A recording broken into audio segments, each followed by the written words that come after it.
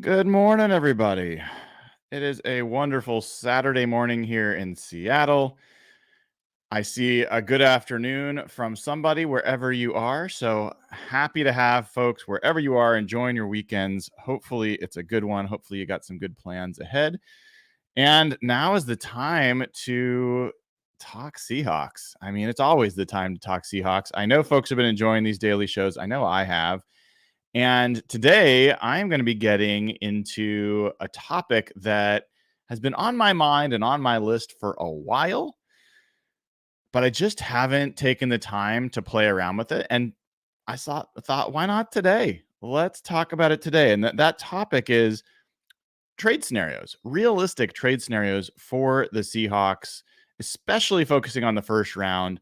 We'll see if we get beyond that, but you've seen us do mock draft after mock draft on the show and come up with various scenarios. And you see the trades that are offered, you see the trades that we propose, and we're basically at the whim of that simulator to assess whether those are realistic trades or not. I think a lot of them are not. And so we're going to go today and do the dirty work of actually looking at what the Seahawks could reasonably get for the 16th pick in the first round, who their trade partners might be, what those trade partners are working with, and looking at like what John Schneider's probably facing, because it's a harsher reality than I think a lot of folks want to acknowledge. And I think it's important for us as fans to kind of get an idea of what's going on. Before we do that, I want to welcome in Hawks fan Matt Mann. Howdy, nice to see you, a YouTube member. Jacob Moon, also a YouTube member. Good morning to you. And Corey, good morning to you, a member as well. So would love folks to join as a YouTube member. If you haven't already, the link is in the chat, and you can also find the link in the description of the video. We are growing and growing and love having more folks in the community and love the support. Really appreciate it as we've been ramping up all this content.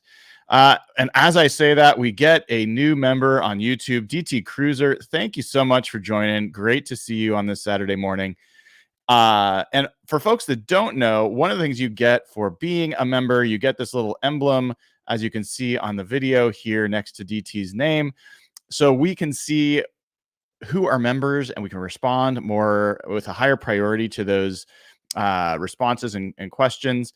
If you're a club level member, you also get some opportunities for some members only chat when we do those. And also, you can ask questions either in the live stream or sometimes in the community if I plan ahead, and I will do my best to answer those in the show. And then club level is even more special. We're going to do some, smaller private AMA kind of style shows where we will do a pre-draft show that we're in the process of planning right now. Get that on the books. That'll be only for suite level members. We'll probably do a post-draft AMA as well with folks that are in suite level. That will be fun. And if you're a patron member, don't worry. Patreon.com/hawkblogger. Depending on what level you are there, you will also get invites to some of these shows.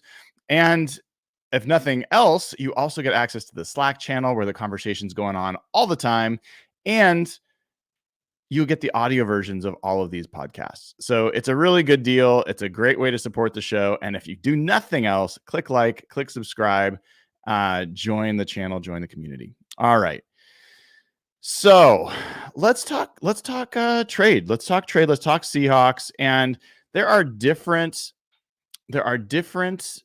trade value charts. And the one that everybody knows for so long is the Jimmy Johnson trade value chart. That one is pretty outdated by now. So I'm not going to leverage the Jimmy Johnson trade value chart. We had Brad Spielberger on the show, who has worked for Over the Cap and PFF, and now is working at an agency negotiating player contracts for NFL players. There is a Fitzgerald Spielberger chart that's on Over the Cap. I like that one, but the one that I'm going to focus on most today is the Rich Hill trade value chart. This one, by my research at least, seems to be the most accurate in terms of assessing what's a modern draft value chart. And so there's things you can read about with it, but I think that that's the one, at least for now, I'm going to focus on. And I think this makes it a little more realistic about what the Seahawks are going to get and use. If you are interested, I will go ahead and copy a link into chat. You can check out for yourself where to look for the Rich Hill trade value chart. And I've got it. The link is highlighting the Seahawks picks in this draft. All right. So when we talk about the Seahawks, everybody's main question is, do they stick and pick at 16 or do they trade back? The part of that question that not everybody gets to really know the answer to is, one, is there anybody willing to trade up? And two, who's available at that pick that will determine not only whether the Seahawks want to trade back, but also how much demand there will be to trade up. So one, I wouldn't say flaw, but one caveat for these kinds of scenarios is, if there's a quarterback, let's say, that somebody really wants, that's going to, get a higher value return than if there's just, some player and they want to get up.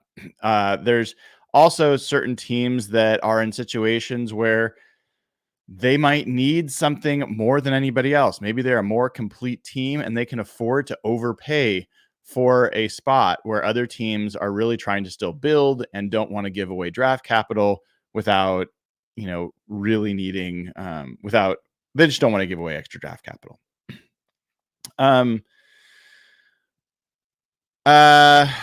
So one second, hold on. I'm getting a question from my wife. I got to answer real quick.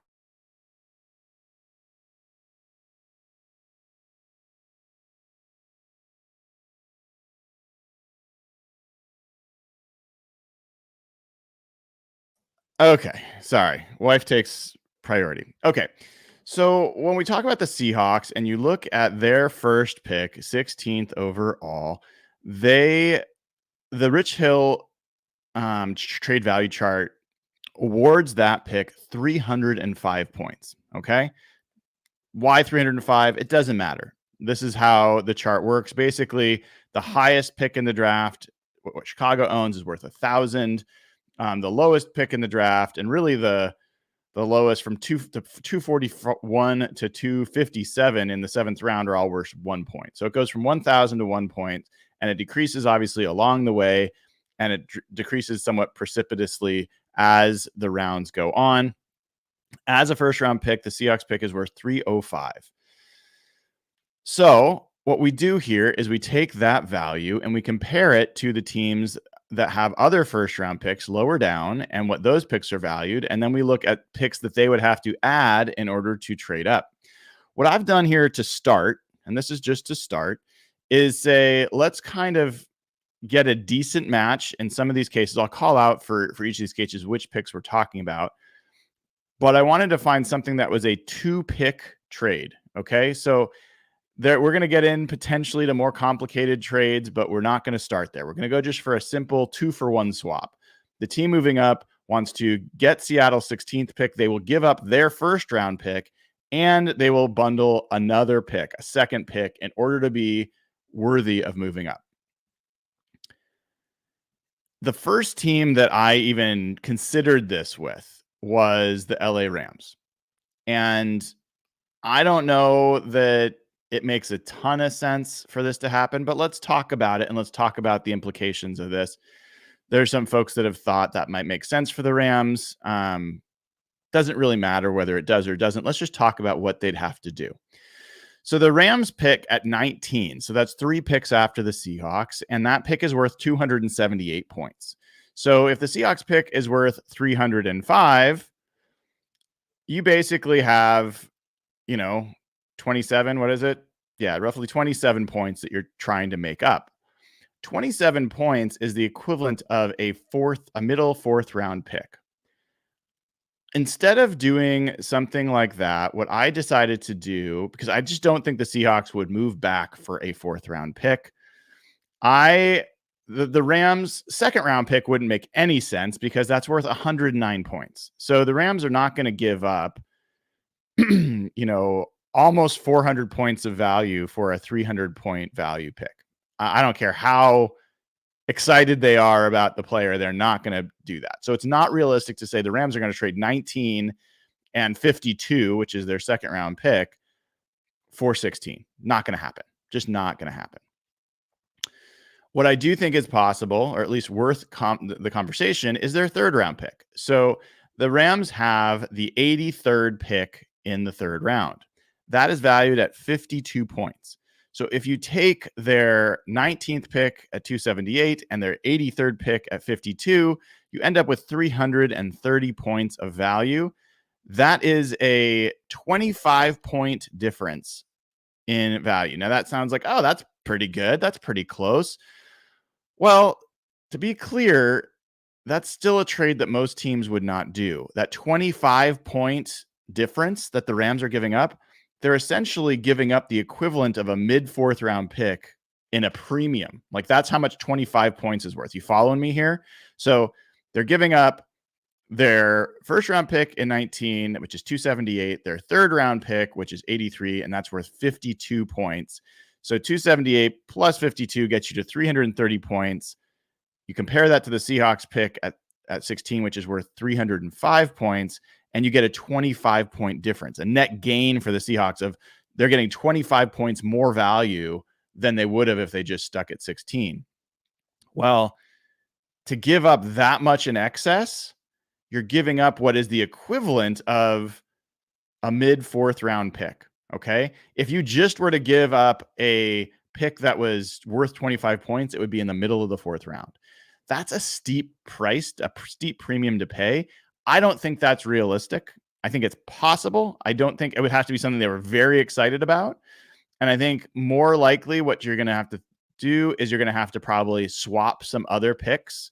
Like maybe you give up one of your fourths. Like if Seattle gave them 118, which is their second fourth round pick, that is worth 24 points. So that's where you could get to, and I'm already jumping ahead, but that's where you could get to a trade that would make sense. And actually, why don't we try to do that? We'll see how this plays out. Essentially, what the Seattle would do in this case is they would have to give up 16 and 118. Whoops. 16 and 118 to get 19 and 83. Okay. Now, I think somebody in chat is mentioning about their pick 99 in the third round. That's another option. So if they were to do that, pick 99 is worth 36 points.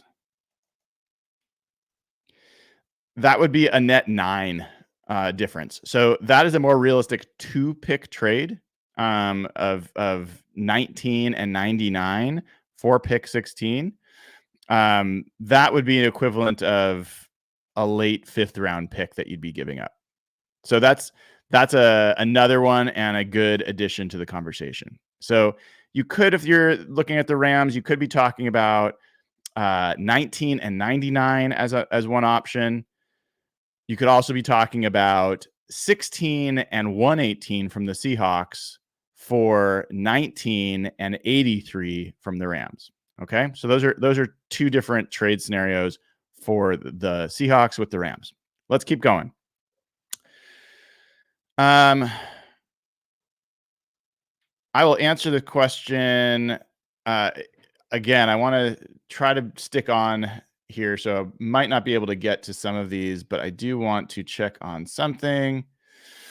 And just as a reminder, Why did that not work? Sorry, folks. Generally am going to try to take questions later in the show as I just try to get through some of the content here. And want to remind folks that live questions generally are a perk of being a club level or suite level member.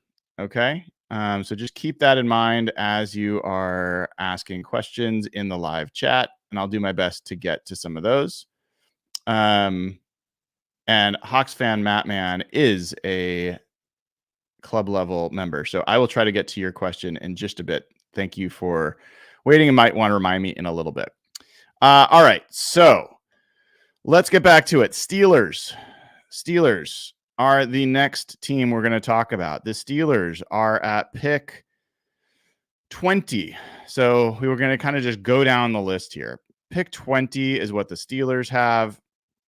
And they do not.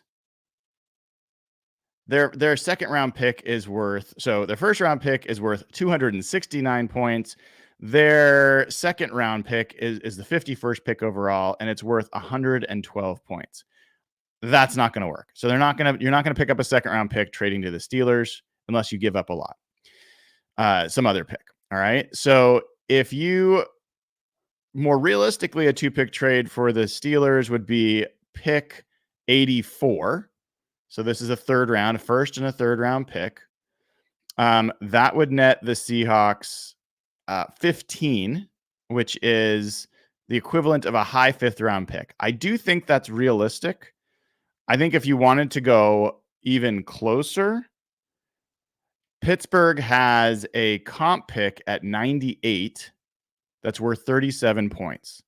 So if you traded number 20 overall and number 98, you would be essentially even. That would be within 1 point. That you'd be getting 306 points if you're the Seahawks. You would be giving 305 points. So you net 1. That's a pretty good trade option. The other thing that's worth keeping in mind here as we go through this, these trades that are closer, like where you're going a couple, 3 spots down,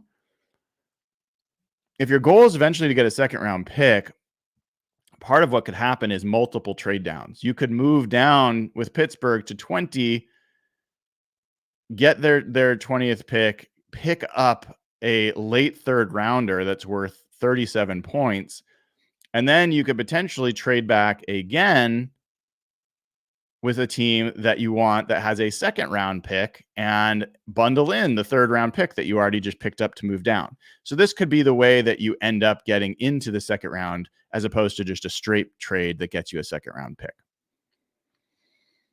I do think it's worth noting, I'm not getting into the details of why they would trade up or who they would pick, but another consideration for Seattle is if there's a player or players that they really like, they generally will try to not trade too far below where they are, especially if they're trading with a team who wants the same or has the same needs as them and might like the same players.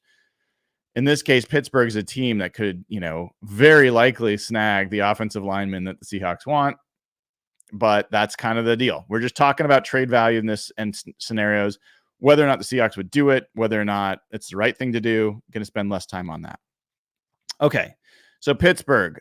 Scenario there is number 20 overall and number 98 overall gets you so you basically pick up a late third round pick to move down 4 spots. Let's keep going. The Dolphins, a team I've been talking about a lot as a potential trade partner, and I gotta say it's not particularly realistic, folks. And let me tell you why. If you look at the Dolphins, and I want to double check that I've got this right.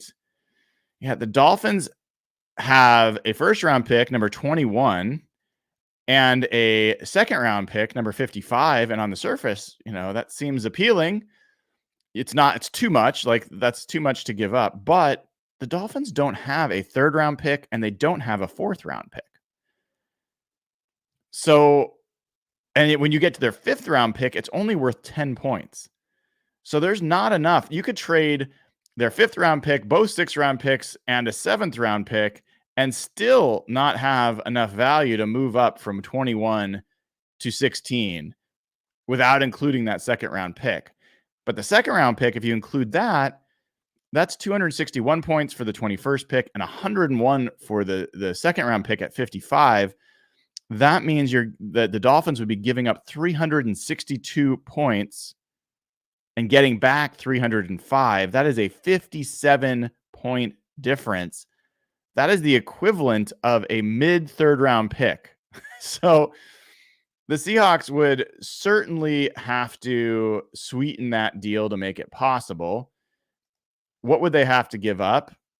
That's equivalent of around the 57 points. They would have to give up 81, which is worth 55 points. So the trade here with the Dolphins would be the Seahawks 16th pick and their only 3rd round pick that they have right now, which is 81, to get back Miami's 21st pick and Miami's 55th pick. Okay? So you'd be moving your 3rd round pick up. Sorry, your 3rd round pick would become a 2nd round pick, and you'd move back 5 spots. So it's possible. I think for Miami, that puts them in a situation where now they'd move up 5 spots, and then they would drop down 1 round. I think it's more plausible than maybe I initially gave it credit for, but it's a little bit more moving, and it leaves the Seahawks with a 3rd round pick gap that I don't think is desirable. Just moving up without netting additional picks, I don't think is a great way for the Seahawks to approach this draft, especially with the number of holes they have, and especially as this draft drops off after the 3rd round quite a bit. So I don't know that that's a great move for the Seahawks. I think that they would probably prefer to go a different direction. But let's keep going. The Eagles. Eagles also are an interesting team to talk about. This is one of the most common teams that I have talked about in our mock drafts as a trade partner because they have not 1, but 2 2nd round picks. Problem is they have no 3rd round picks. So they would, if you talk about their 1st round pick is 22 overall, it is worth 253 points. They also have the 50th pick and the 53rd pick. The 50th pick is worth 115. The 53rd pick is worth 106. If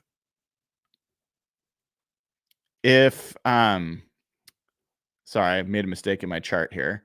Yes. So if they gave up the lower one of their 2nd round picks, so 21 and 53, they would be giving up 359 points, and they would net, the Seahawks would net 54 points because they'd only be giving 305 back. So for the Eagles, 359 points, that's the equivalent, like the 54-point difference is the equivalent of a mid-3rd round pick. So what would the Seahawks have to do here in order to get that pick? You guessed it. They'd have to give up their 3rd round pick, 81 overall, which is worth 55 points. That would then essentially make that a wash. The Seahawks could say, hey, if we're doing that, we want the higher of your picks at 50. That would make it a 63-point gap. That would make the Seahawks still, if they gave up the 3rd round pick, number 81 overall, that would mean the Seahawks would net, just make sure I got my math right here. That would mean the Seahawks would net 8 points, which I think is realistic. So let's make that the proposed realistic scenario here for the Seahawks. They could trade with the Eagles. They could give them the 16th pick. They would get the 22nd pick. Sorry, they could give them the 16th pick and the 81st pick. So 2nd and 3rd. They would get from Philadelphia, the 22nd pick and the 50th pick. Okay? So That again leaves Seattle with a third round gap. It's again a bit of a challenge to do something like that. There are other scenarios that they could consider, but you could trade both your fourth round picks. Your fourth round picks are worth 34 points and 24 points combined. That gets you within the range. So you could go and end up with 16, 50, and 81. So you're increasing there, but then you have a fourth round pick gap and a fifth round pick gap. So you don't have any picks in the fifth round right now if you're Seattle. If you gave up both your fourth round picks, you are a 2-round gap. That is unlikely. And again, I think these scenarios where you don't net an extra, I think the goal is to come out not only with a second round pick, the goal is to come out with more picks in the top 100. Right now, the Seahawks have 2 picks in the top 100. In the trade that we're talking about with these third round picks being moved up to second round, you end up with the same amount of picks in the top 100. I don't know that that's really John Schneider's MO. And I don't know that that's necessarily the best way to approach this. Okay. So Eagles may be less likely of a trade partner than I would like, but that's the reality. I will also say I am not doing any scenarios where we talk about next year picks being included. Generally speaking, you discount future picks by like 10%. And I just didn't feel like doing all that extra calculation. But I think about it this way. Usually a pick from next year is worth a round less. So if you trade a third round pick in 2025, it's kind of the same value as a fourth round pick this year. So, a lot of cases, it's just not worth it. Sometimes the later round picks, who cares? Fourth round, fifth round, sixth round, who cares? But if you're giving up third round, second round, you think the Broncos are happy that they traded that third round pick to the Seahawks last year for what turned into, I think they drafted Riley, someone, I can't remember, cornerback, something, safety, whatever he was.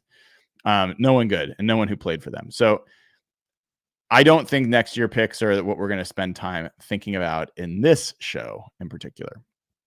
All right. So that was the Eagles. Let's go on to the Vikings. And before we do, let's welcome a new member. Joseph Emmett just became a new member. Really appreciate it, Joseph. Welcome to the crew. There is a link pinned to the chat and in the description of the video that gives you access to become a YouTube member. There's also a link to become a Patreon member. Patreon.com/hawkblogger. You can get in there, get access to the Slack channel, get all the audio versions of these pods so you can listen while you're walking, while you're doing whatever. Highly recommend doing it and really appreciate it. Let's take a moment to answer a question that one of the club level members asked a while back. Hawks fan Matt Man said, could two teams trading with each other be using two different trade charts and have picks valued differently? Yeah, generally. And trade value charts are not the end all be all. I think they are a more accurate way to think about things. And the teams definitely do refer to these value charts. At the end of the day, this is a negotiation. And if a team really wants a player at the position you're at, they're going to pay a premium for it. So the trade value charts are saying this would be equal trades. A lot of times that is what ends up happening. But there are times where teams don't really want to trade back. And so what you're doing is you're giving up a premium to get that pick.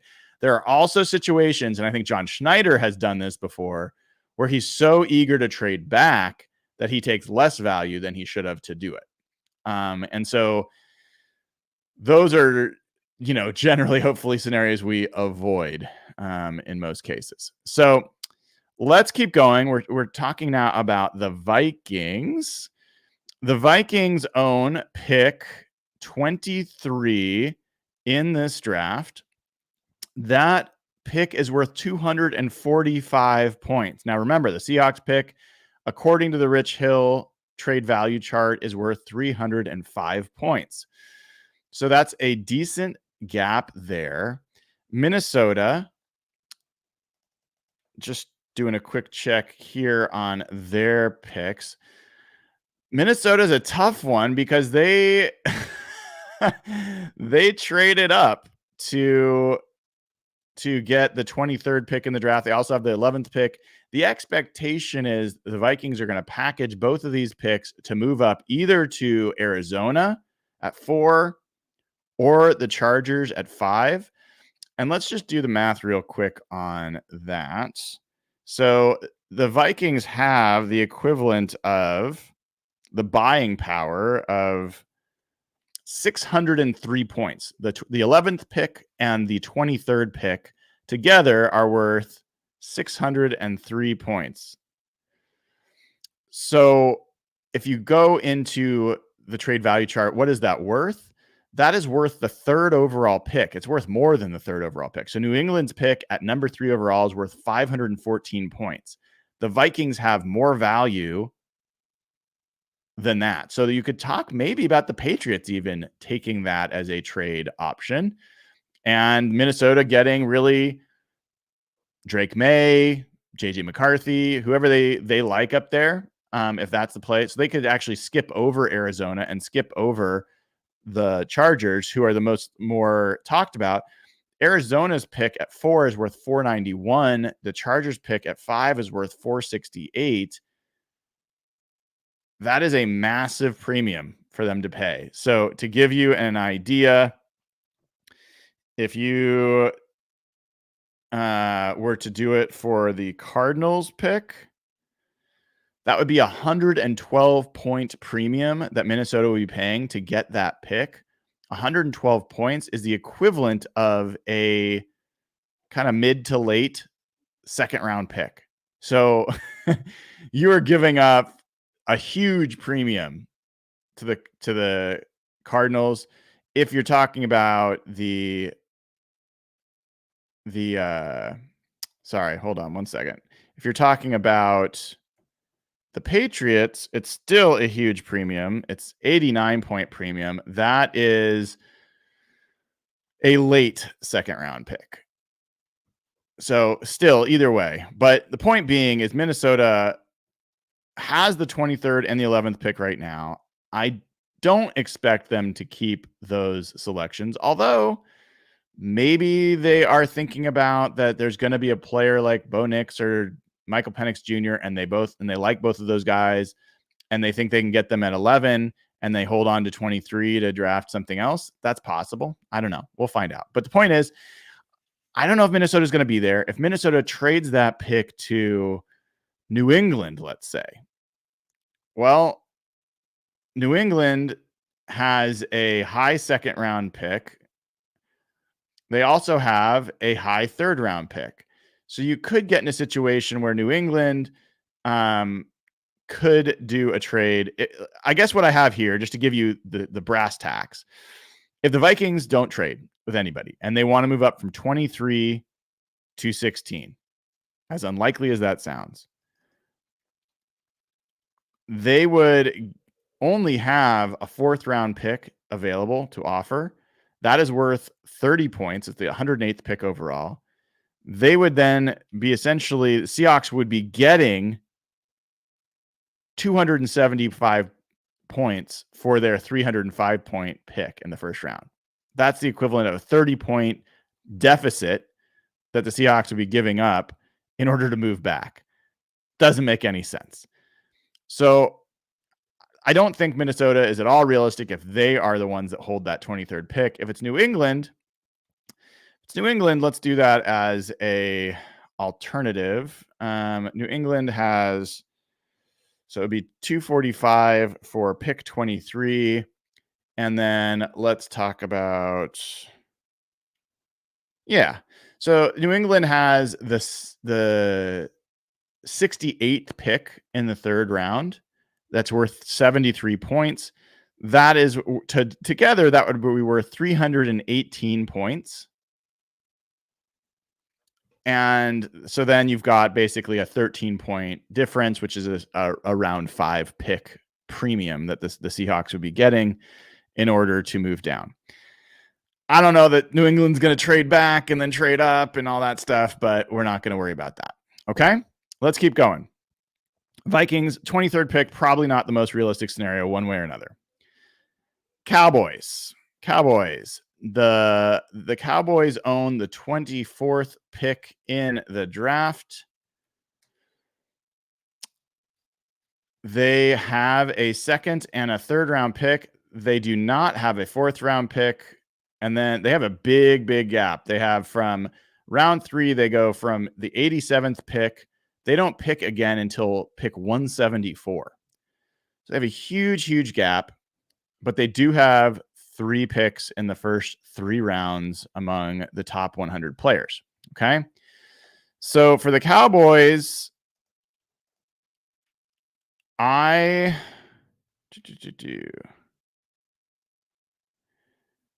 one second. Might have done something differently here. No. Yeah. Okay. So for the Cowboys, this one's a little bit complicated as well. The Cowboys have 237 points to offer with their 24th pick overall. And then they have 98 points to offer with the 56th pick overall. You put those together, that's worth 335 points. That is a 30-point premium that they would be spending to move up from 24 to 16. And that's the equivalent of a high 4th round pick. I actually think we're getting into the realm of what might be realistic. To move up 8 spots in the first round from the mid-20s to the mid-teens, you're going to have to pay something significant. And by the way, the Cowboys are another one of those teams that's going to be looking for offensive line help, but they could possibly be looking for tackle. So I think the Cowboys are a really interesting partner to talk about because they might want to get their tackle, and the tackles are going to go in the first round. And if they see someone they like, they might snipe them to go ahead of the Rams or go ahead of Cincinnati, teams that might also be looking for tackles. So what the Cowboys would have to do in that case is give up 24 and give up 56. All right. Now, maybe you could do some other swapping around. Maybe the Seahawks could give them, if it's a 30-point a net, maybe they get it down by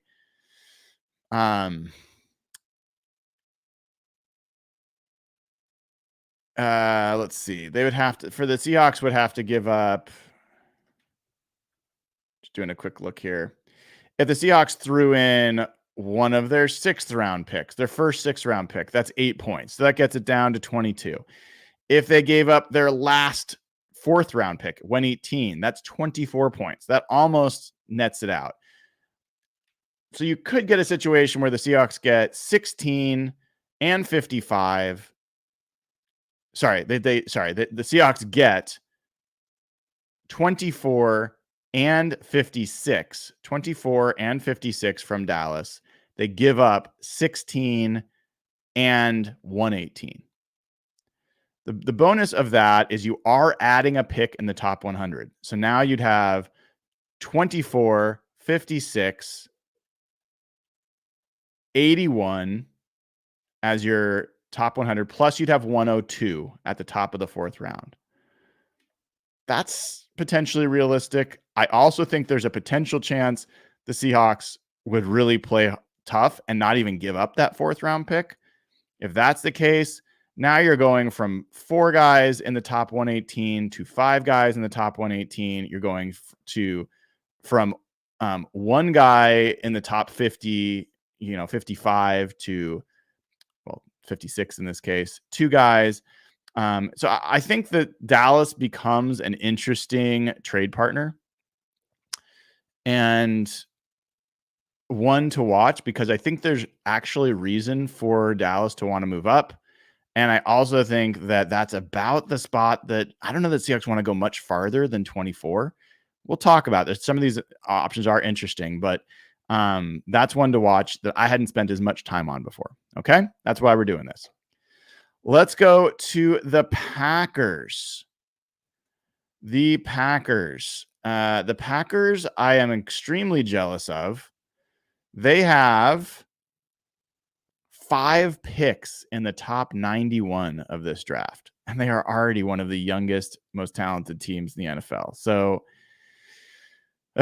Sucks. Anyway, they have 25, 41, 58, 88, 91. So that is 1 first-round pick, 2 second-round picks, 2 third-round picks, plus they have pick 126 in the 4th round. They've got a bevy of choices here, all right? For the Seahawks, they could take from the Packers 25 overall, which is worth 230 points. And then they could take their second round pick at number 58. That is worth 93 points. If they just packaged 25 and 58 to move up, that would be an 18-point surplus for the Seahawks. That's the equivalent of a low 4th round pick, like a late 4th round pick. I think that that's possible. And I see that, yes, you could do something as well where you take their 2/3 at 88 and 91. I just don't know that the Seahawks, I think the Seahawks really are going to want to try to get in the 2nd round for a lot of reasons. So yes, they could take 2/3. I don't know that you move from 16 to 25 just to get 2 third-round picks. I think if you're doing that, you want a 2nd rounder in return. I think it's more likely the Seahawks would be willing to give up. If Packers didn't want to give them an 18-point premium, the Seahawks could give up, one of their 6th-round picks, or, their first 6th-round pick is worth 8 points. That gets it to a 10-point premium. You're going to spend a premium to move up. You don't get just like point for point value moving up that far in the 1st round. So I do think the Packers are an interesting team. There's lots of different angles that they could work with the Packers to make that possible. They could also swap, do something like swapping 4th round picks is another option. There's all sorts of things they could do there.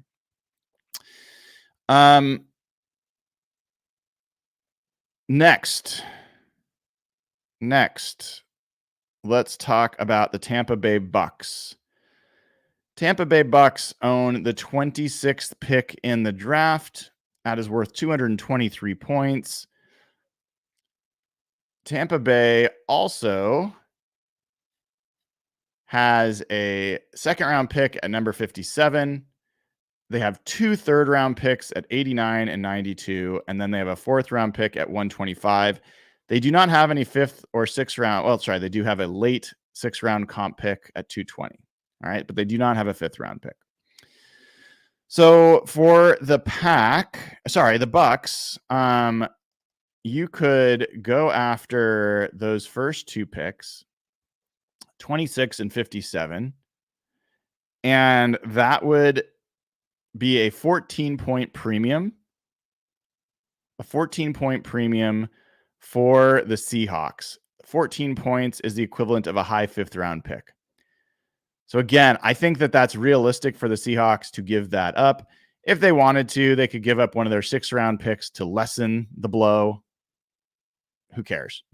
But point being, you could end up with 26 and 57 from the Bucks and give that up for 16 and end up with, again, an extra pick in the top 100. Okay. Just checking one thing here.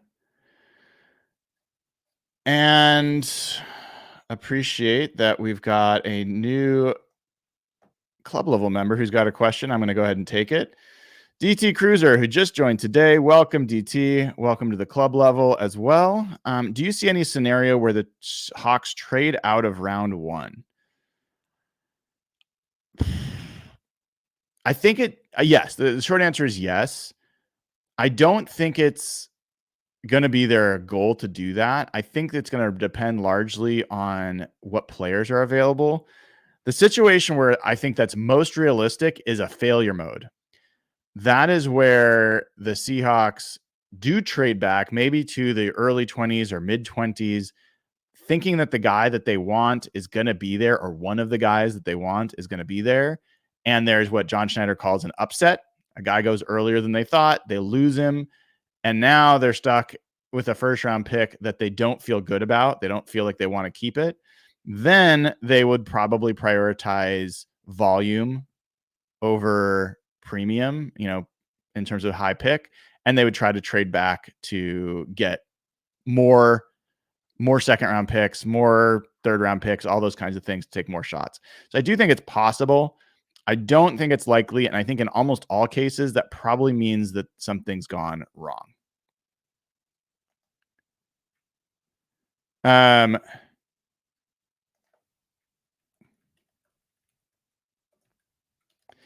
Okay. So let's keep moving. We just talked about the Bucks. The Bucks would be 26 and 57. I think you could potentially get that straight up for the 16th overall pick. There's some reason that you could trade a 6th rounder or something else. All right, so let's keep going. Let's go to the Cardinals pick at 27. Cardinals, by the way, Cardinals very realistically could end up with 3 first-round picks in this draft. If they are the target with Minnesota, they could trade down from 4 and end up with 11, 23, and 27. Yeah, so that is an embarrassment of riches. Not many times teams get 3 first-round picks. 2 is always amazing. 3 is rare. All right, so the Cardinals at 27, if they wanted to trade up, they have the 27th pick, which is worth 216 points. They also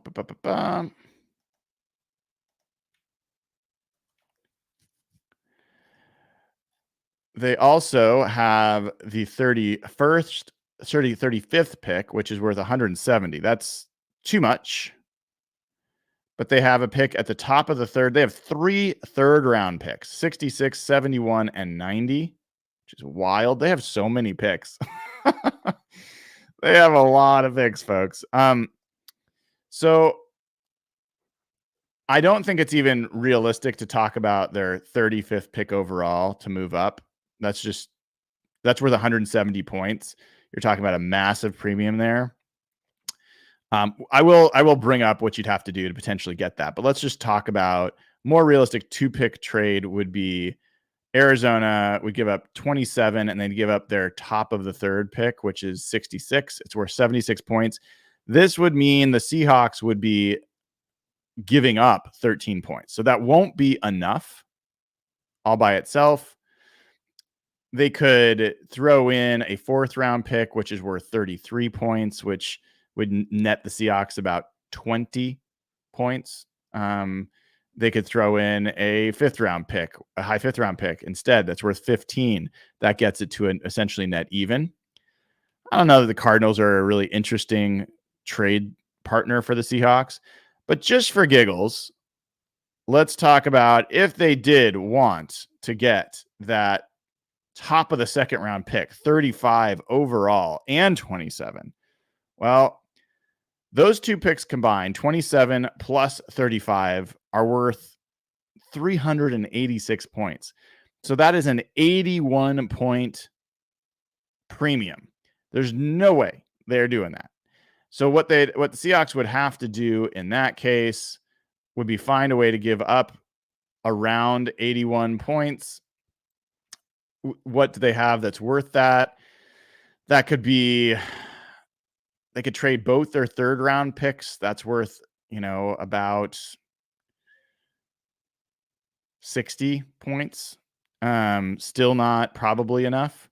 They could trade their 3rd and 1st, 4th-round pick.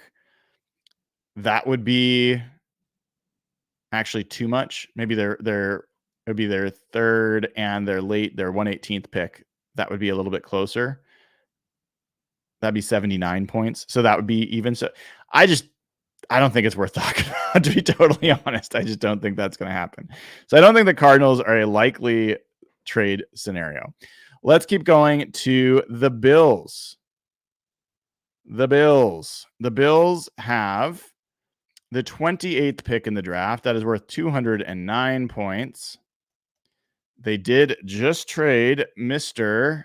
Stephon Diggs, and there's some thought, hey, they might want to move up aggressively to get a receiver that they like. Well, the Bills have a second-round pick at 60. That's worth 88 points. They do not have a third-round pick, and they have 2 fourth-round picks. So if the Bills were to give up pick 28 and pick 60, so first and second-round pick to move up, that would only be worth 297 points. So the Seahawks would be at an 8-point deficit to move with the Bills. That's not ideal. And the Bills don't have a third-round pick. So you'd need to find something else. You could do something like, I don't even know if there's a realistic combination. You'd probably have to go into 2025 picks. You'd have to probably get a third rounder out of them or a second rounder next year, maybe even. I don't know. It would have to be pretty expensive for the Seahawks to be willing to do that. 28 and 60 all by itself is not going to do it. It is not going to do it to move up to 16. So and since they don't have a third round pick, it makes it tough to find a trade with the Bills that works. Their fourth round picks are late. They're later than the Seahawks fourth round picks. So there's not even an option there. I think that you could do something like maybe the Bills would give up in order for the Bills to make up this 8 points, they'd have to probably throw in a fourth rounder. That's one way they could do this to give a premium. If they gave up first, second, and fourth round pick, or maybe first, second, and if they gave up their first, fifth round pick at 144, that's worth 13 points. That then makes this a 5-point premium for the Seahawks. So that's a possibility, I guess. 28, 60, and 144 for the 16th pick. I think more realistically, the Seahawks would ask for one of their fourth rounders. So maybe like 28, 60, and 133. That would give the Seahawks 3 fourth round picks. So I guess that's the way it could work there. I think it's also possible that, as I said, the Bills would trade a 2025 pick. They're in a win now mode. They're expecting that their picks are going to be at the end of the rounds, so they're just not going to value them quite as much. So that would be one possibility. I think Buffalo is just a team to watch out for. I don't know that going all the way to the back of the first round, the Seahawks are going to be willing to do that without getting a really good deal. And I just don't know if the deals we've talked about really hit that bar. All right, let's talk about the Lions. The Lions are owners of the 29th pick in the draft, the 61st pick in the draft, and the 73rd pick. They do not have a fourth round pick. So if the Lions packaged their first 2 picks, 29 and 61, they would still be 17 points short of the 305 points that the Seahawks pick is worth. They'd have to make up those 17 points. The way they'd have to do that, if the Seahawks wanted, they could get their 5th round pick and 2 6th round picks, but I think that's a stupid trade to do and not realistic. Their 3rd round pick is worth 65 points. That is way too much. They're not going to give them a second and a third to move up to 16. It would likely almost certainly have to be picks next year, 2025 picks that the Seahawks, the Seahawks could potentially get a 2nd or 3rd round pick next year to do that. All right. Keeping on the train here, let's talk about the Ravens. Mr. McDonald's old stomping grounds. Not a team that typically is known for trading up. The Ravens have the 30th pick, the 62nd pick, the 93rd pick, the 113th pick, and the 130th pick. So there are some picks to talk about here. If the Ravens traded their first two picks, which is the 30th pick and the 30th pick and the 62nd pick in the draft, that would only be worth 280 points. That is a 25-point net deficit for the Seahawks if they were to trade the 16th pick for that. That's the equivalent of a mid-4th round pick. So the Ravens could throw in pick 113, which is worth 27 points. So it would be the 30th, 62nd, and 113th pick for 16. If they did that, the Seahawks would net a 2-point premium. Not sure that's enough, but that's kind of a realistic offer. 30, 62, and 113 if you were to move up a trade with Baltimore. Let's keep going. Let's talk about the 49ers. I'm going to do it, even though if they trade with the 49ers, I will never forgive them. Right. But let's just see. The 49ers have the 31st pick, the 63rd pick, the 94th pick, and then they have 3 later 4th round picks. Okay. So if the 49ers wanted to move up, if they bundled their first 2 picks at 31 and 63, they would be a 33-point deficit. The Seahawks would be getting a 33-point deficit.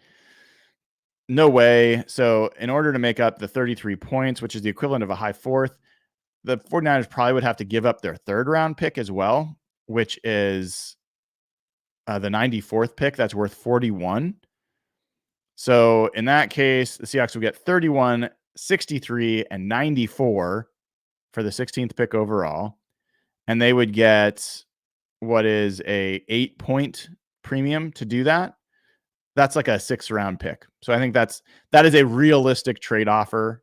I don't know that it's realistic for the 49ers to do that. They'd have to really like somebody to give up their first 3 picks in the draft to go up to 16. But that from a points scenario makes some sense. All right. Last one we're going to talk about here is the Chiefs. The Chiefs have the last pick in the draft because they heroically clowned the 49ers again, which just is the best. Only thing better is when the Seahawks win it, but always fun to see the 49ers lose. The Chiefs have the 32nd pick, the 64th pick, the 95th pick, the 131st pick. Okay. They do have a couple 5th round picks as well. Interesting thing with the Chiefs is with the Rashee Rice news, they could definitely, I mean, they should be looking in for receivers anyway. They also, they've got a pretty good young team. And if there's a guy they want to snipe at 16, I think it makes all the sense in the world for the Chiefs to be very aggressive to package up something very appealing to move up. So 32 is worth 184 points. 64 is worth 80 points. And the interesting thing, folks, I've seen people out there propose this as a deal. The Chiefs will trade 32 and 64 for 16. That's worth 264 points. That's a 41-point deficit for the Seahawks. That's the equivalent of a 3rd round pick. The Seahawks are going to give up the value of a 3rd round pick for the honor of moving down to the last pick of the 1st round. I don't buy it. No way. So a 41-point pick gap, they would have to also give up their 3rd round pick, which is worth 40 points. Even then, it would be a 1-point deficit for the Seahawks. So 32, 64, and 95 still is only worth 304 points. And the Seahawks pick at 16 is worth 305 points. So I don't know that I see it. The Chiefs would have to definitely give up a future round pick that's of high value. Even that, they might have to give up. They might have to give up. They definitely have to give up another 2nd round pick next year. I think they'd have to be a first round pick, their second round pick this year, and at least a second round pick next year as well. So I don't know that I see that as a realistic scenario, but it is something that people have talked about. There is one other I forgot to do that I did want to talk about, and that is the Commanders. The Commanders own 2 second round picks. Oh, no. Sorry. Well, the Commanders are interesting, but let's talk about, I think it's the Panthers I wanted to talk about. Is that right? Yeah. Panthers. Let's talk about the Panthers. So the Panthers do not have a first round pick. Sucks for them. What a bad deal they made. But they do have the first pick of the second round and the first pick and the 39th pick of the draft. So 33 and 39. Those are worth 180 and 153. So interestingly, that is a 28-point premium relative to the Seahawks pick at 16. It's not as unrealistic as I think. I don't know that the Panthers would give up two high second round picks to go to 16, but you're asking the Seahawks to move all the way out of the first round.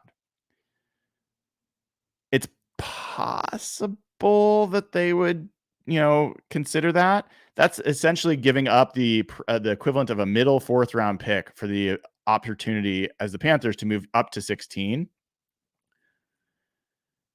I don't think that's crazy. I really don't think that's crazy. Like there's a big deal moving out of the first round entirely. So I do think it's within the realm of possibility that the Panthers would give you 33 and 39. More likely what would happen is that let me pull this up. More likely what would happen is the Seahawks would have to maneuver some of their other picks for the Panthers. So they'd have to maybe, the Seahawks could give up their second, fourth round pick, which is worth 24 points, and then it's essentially even. But I don't think the Seahawks would be looking to go even in that. So there's some other things they could do. They could move around. They could trade their fourth round pick for one of the Panthers' high fifth round picks, which is like a 14-point difference or so, 10-point difference. So there's some things they could do there. But I do think that the Panthers deal is more realistic than the simulators make it out to be. They're basically like, we're not even going to consider that. The Commanders are another team that's at least worth talking about. The Commanders also have just a ton of draft capital. They have a ton of draft capital. So not only do they have the second pick overall, but they have 2 high second round picks. They have the 36th pick overall and the 40th pick overall. So if we take that is 166 points and 149 points. That is worth 315. That is a 10-point premium. So could you see the Commanders give up 36 and 40 for 16 overall? Absolutely. Absolutely. I think that's a very realistic deal that the Commanders could make. If, let's say, they get their quarterback that they like at the second, and maybe they want a receiver at 16, or maybe they want whoever. Like, there's going to be plenty of guys they could potentially be excited about at 16. Jared Verse or Latu or whoever. So I do think that that's a realistic possibility. I don't know how I feel about that as a Seahawks fan, to be honest. We'll go through. We've done some of these before. And one of the things we will do is we will start to use these more realistic draft scenarios, trade scenarios, in sim mock drafts that we do. We will actually force realistic trades instead of just the bizarre ones that come up there. And why don't we take a moment to do a sample? And unfortunately, I think that the PFF mock draft simulator is the only one that allows you to force trades, if I remember correctly. If I'm wrong, let me know. Before I go ahead and do this mock draft, let me just ask folks.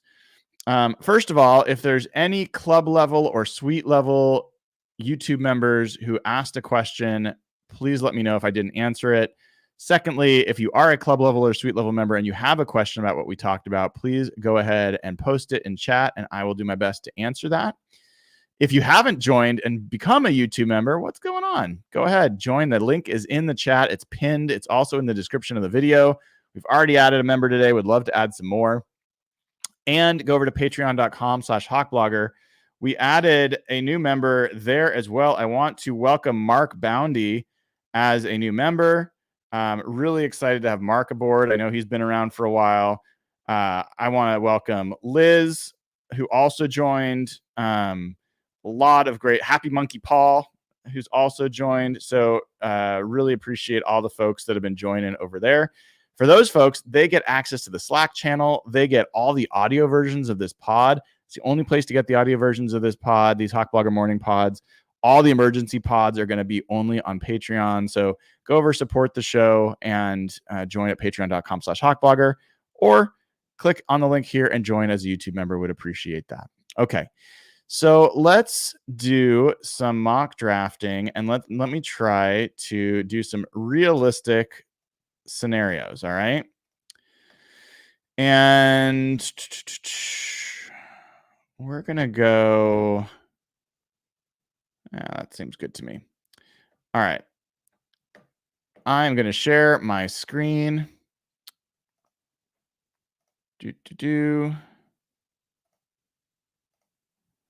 Let me know if you guys are able to see.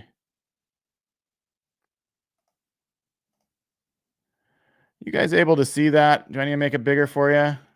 Let me know in chat. I'll make it a little bit bigger. Let me know in chat if you're able to see that. If not, I can try to make it larger. Another question from Hawks fan Matt, man, if we stick and pick at 16, are we stuck? Are we just stuck at 81? Any moves to be made at that point to acquire more picks? That's a great question. And I see that I need to make it bigger still. So let me do that. It's a little crazy big for me. So let me do this instead. There. That should be big enough that you guys can see. Let me know. Is that working for folks? Give me a response in chat if you can see this okay. So the question was about cool. Good. All right. So question was about moving up. Let me do that real quick. So if we wanted to move up, the Seahawks pick at 81. Well, let's just look at the Seahawks picks in general. If you wanted to move up into the second round, and let's say you've picked at 16, so the Seahawks third round pick is worth 55 points. The lowest second round pick, the lowest one, KC's, is worth 80 points. All right. So that's a 25-point gap. You would have to give up 81 and 118, your second, fourth round pick, which is worth 24 points. So 81 and 118 to move into the bottom of the second round. I don't see them doing that. I don't see that as being realistic.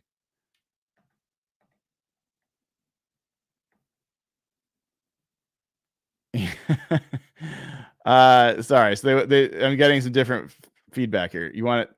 Oh, wait, no, this isn't right. Does this work? Huh. I can't edit that. Sorry, folks. We're playing around for a second. See if we can get this to the right size. How about that? But now I'm kind of in the way. I don't know. There. I think that's the right one. That's the right one. All right, let's try that.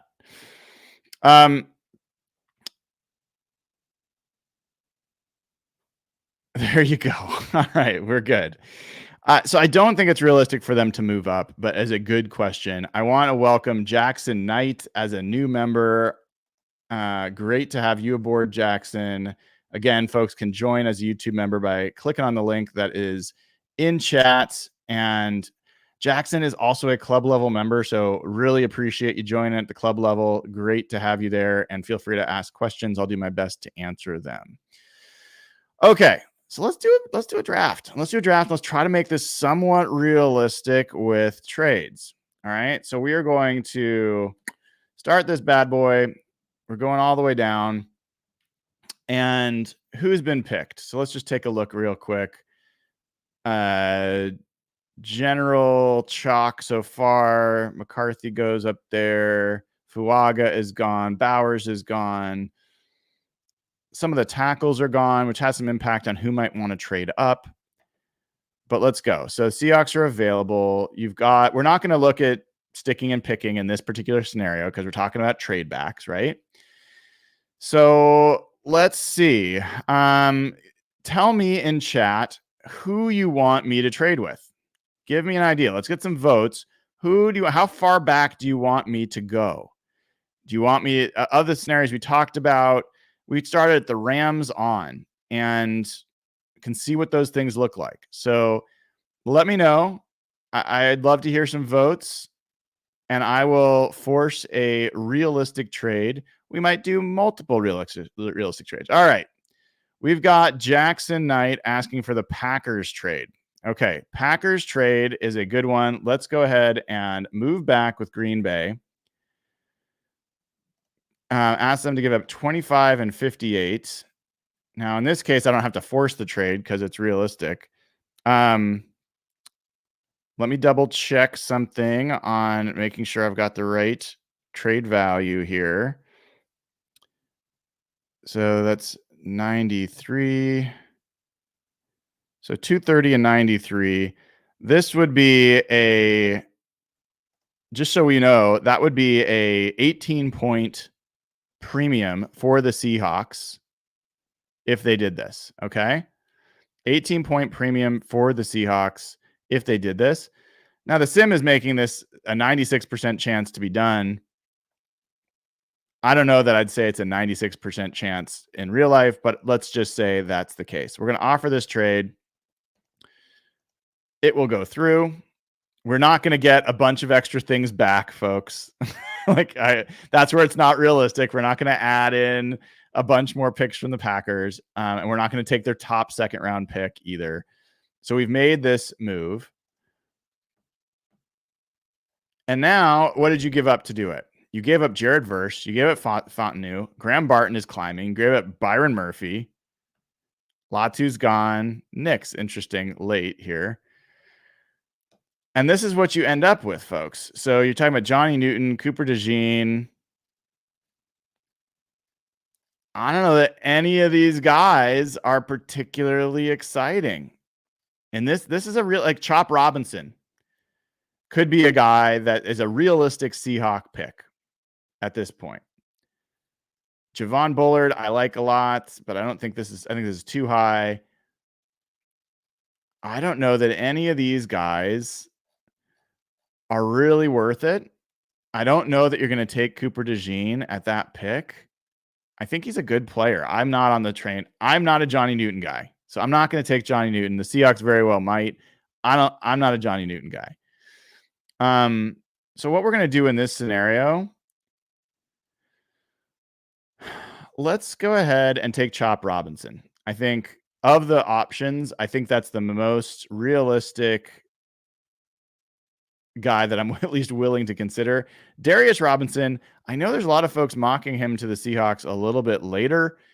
At 280 pounds, I really just don't think that I don't think he's a fit for what the Seahawks do. There was nobody between essentially 270 and 295 pounds that played for the Ravens. And at 280, you've already got Draymond Jones, who I just don't think fits in this defense either. He's not an outside linebacker, and he's not a defensive end in a 3-4. So what is he? And that's what Darius Robinson is for me as well. So I'm going to take Chop Robinson. There's reason to believe he is a worthy first round pick. Wouldn't be my first choice. Okay, now we're down at pick 58. We've got an edge rusher. We get into the next pick. It's interesting. Marshawn Nealand is one of my favorite new players. Him being available here is interesting. Chris Jenkins, not super high on. I think Jaden Hicks is very worthy of this pick. I think he's maybe the best fit for the Seahawks at safety in this draft. Obviously, I like Javon Bullard. He's already gone. He went a few picks earlier. I really like Chris Jenkins. I just don't think he is worth this high of a pick. Christian Haynes is a guy that's growing on a lot of folks as a guard. You've got Junior Colson. I don't think Junior Colson is worth the second round pick personally. T'Vondre Sweat is for me. This is who I would pick. And I know people are like, what are you talking about? But that is who I would pick. And so for the sake of just looking through options here, I think Jonah Ellis is way overvalued at 53. I think Ruko Roro to me is a third round pick. I would not spend a second round pick on him. If we hadn't drafted a edge in the first round, I might take Nealand here. I think Hicks, Edgerrin Cooper's a good linebacker. Like I have questions about him in coverage. He does have really long arms. I believe he has 34-inch arms. Let me double check that. They have his measurements on arms. I don't think they do. Not in this view. But anyway, I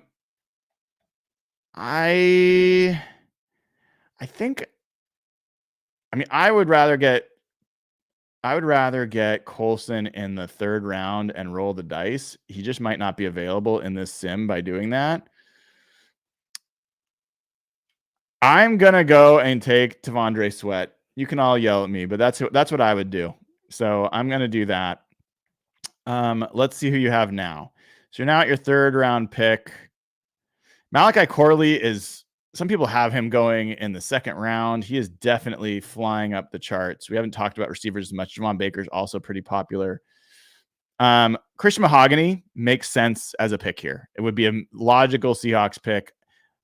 Mason McCormick is another option. Dominic Pooney is a guy that I like Pooney because he's got the tackle side to him. And I just think he's a more interesting athlete. He's 22 years old. I think he is a guy that has potential to be the best of this group. So I think the more realistic Seahawks pick would be Christian Mahogany. Let's go ahead and do the more realistic Seahawks pick here. My preference would be Pooney. Let's just double check a few things here. Our next, Michael Hall. Too bad. We're taking Michael Hall. I don't care. Michael Hall's there. It's happening. All right. So now we're in the fourth round. We got a couple fourth round picks. Dadrian Taylor Demerson is an interesting safety option. He's a little bit on the light side. I think Sionavaki is not a guy I'm looking at taking this high up. As I scroll through here, looking at some of Cole Bishop's there. Have we taken a safety yet? I don't think we have. Who did we take? Let's take Cole Bishop. Cole Bishop as our safety. He is safety 1 on some people's list, by the way. Now we've got, did we get a linebacker yet? I don't think we did. No, we have not gotten a linebacker yet. We're a little bit. Cooper Beebe is still available. That seems wild. I don't think it's absolutely crazy. Personally, I think he's of this level. And there's Cedric Gray. I think you'd have to go Cedric Gray here. I mean, Grayson Murphy is the guy the Seahawks have had on a visit. Theo Johnson is very appealing. I don't know why he's ranked so low. I think we got to go Cedric Gray. think we got to go Cedric Gray. I like some of these other options. Ben Sinnott is an interesting option. Malik Washington. If you guys haven't seen Malik Washington tape, I highly recommend it. He's a pretty exciting guy. Cooper Beebe would be like, you kind of would have to take him. You did take a guard already. Didn't you? Did we take a guard already? Am I forgetting? I know I talked about a guard and then I got excited and I took someone else. Who did we take? Oh yeah, we took Michael Hall. We have not taken a guard. Is that right? I think we haven't taken a guard. Okay. So we hadn't taken a guard. We got to take Mr. Beebe. Okay. So we're taking Cooper Beebe, taking advantage. I personally would have really loved to take someone else there, but I think it's the right pick. Now we are in the 6th round. Luke McCaffrey's still there. I have not had a chance to take Mr. McCaffrey yet. I'm going to take McCaffrey. I like that dude. Tip Ryman's still here. Next pick is at 192. Let's risk it that he will still be there. I'm going to take Luke McCaffrey. There's Tip Ryman. Done. Don't even have to think about it. Go to our last pick. Curtis Jacobs is an interesting guy there. Tanner McLaughlin's an interesting guy. Trevin Wallace. I think that's the pick right here. I think Trevin Wallace is the pick. Let's just see if there's any other craziness. Nathaniel Watson, we've talked about. Oladapo at safety is an interesting guy. Ulafoshio, he's just a little older. So let's do this. Let's take Trevin Wallace. I like that. I like Curtis Jacobs too, but let's take Trevin Wallace. And for folks that haven't seen, he's a little bit on the bigger side at linebacker, but I think he's an interesting prospect. So we're going to take Trevin Wallace, and let's see what our draft looks like. Yeah, screw it. I'm happy about Devondre Sweat. I don't care what anyone says. All right. So we made what is essentially a realistic trade with the Packers. We end up with Chop Robinson at edge. We end up with Devondre Sweat at nose tackle. Michael Hall at defensive 3 tech. Cole Bishop at safety. Cooper Beebe at guard. Luke McCaffrey at wide receiver. Tip Ryman at tight end. And Trevin Wallace at linebacker. So linebacker is certainly the one that we really sacrificed here. But I mean, if this is what we ended up with, I would be pretty excited, guys. I mean, I think this is a pretty great draft. I think there's a lot of upside. I think your first 3 picks have blue chip potential. That's rare that you're going to get 3. I just don't see Michael Hall lasting into the 3rd round. I don't see Cole Bishop might last in the 4th round, but I don't think that. Cooper Beebe's not lasting in the 4th round. I don't think. I think he's a 4th round athlete. It's part of my issue with Cooper Beebe. I think Dominic Pooney has a little bit more athletic upside, also can play tackle a little bit more realistically in the NFL if you need him to. McCaffrey's a guy that I think is, betting on pedigree. And then you've got Tip Ryman, who is one of my favorites, and Trevin Wallace in the 7th. That is probably totally unrealistic as well. So here's our first example of a mock draft where we do a realistic trade. We get into the mid-20s, and the guys we really wanted weren't there. But in this particular simulator, we still ended up with something pretty darn good. I don't know that I would trust that this is how the draft would fall. I see some people having different opinions on this draft. What grade do you give this draft? What grade? I see people saying too much defensive line. A pox on your house. There is no such thing as too much defensive line. There's no such thing. The only good defensive lineman that the Seahawks have is Leonard Williams. Don't talk to me about Jaron Reed, who's on the last year of his deal and is just above mid. Don't talk to me about, Mike Morris, who we have no idea how he's going to turn out. There is, Jonathan Hankins, who's on a 1-year deal. I am not believing in the defensive line group that we've got. And if you think we don't need edge, I don't think any one of the guys the Seahawks have at edge profile as someone who can grow into a double team demanding edge rusher. Chop Robinson could. He's not my favorite edge. You guys know that. I did my edge show yesterday. You can find that if you want, either on YouTube or patreon.com/hawkblogger has the audio version up.